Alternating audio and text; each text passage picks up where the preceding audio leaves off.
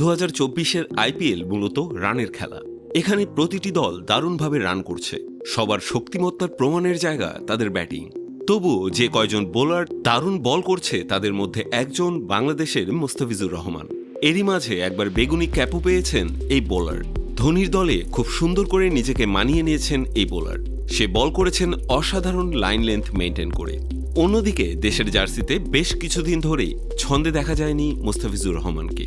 সিলেটে শ্রীলঙ্কার বিপক্ষে সর্বশেষ টি-20 ম্যাচে ওভার প্রতি 10-এর বেশি রান দিয়েছেন তিনি। নিয়েছেন মাত্র 2টি উইকেট। নিউজিল্যান্ডে অবশ্য ভালো বোলিং করেছিলেন, তবে 3 ম্যাচে উইকেট ছিল মাত্র 2টি। ওয়ানডে ফরম্যাটেও তাকে তাসকিন শরীফুলদের ছায়ায় থাকতে দেখা গেছে।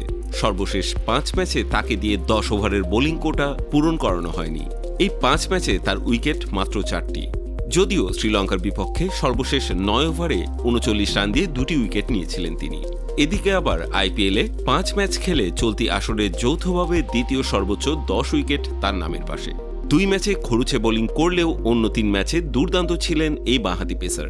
আইপিএলে এবারের প্রথম ম্যাচে তিনি নিয়েছিলেন 4 উইকেট। কলকাতার বিপক্ষে তার কাটার স্লোয়ারের জাদু দেখেছিল ভক্তরা। জাতীয় দলের এত খরুচে ও বিবর্ণ বলার কিভাবে আইপিএলে গিয়ে জ্বলে উঠল সবার সঙ্গে পাল্লা দিয়ে, এই প্রশ্ন এখন অনেকের মনেই। এই প্রশ্নের মুখোমুখি হয়েছিলেন জাতীয় দলের অধিনায়ক নাজমুল শান্ত। তবে অধিনায়ক জানিয়েছেন দেশের জার্সিতেও বরং প্রতিটা বলকে খুব গুরুত্ব দেন মুস্তাফিজ। শান্ত বলেন, আমি বলবো মুস্তাফিজ যখন দেশের হয়ে খেলে তার অঙ্গীকার অনেক বেশি থাকে, কারণ আইপিএল বিদেশি লিগ।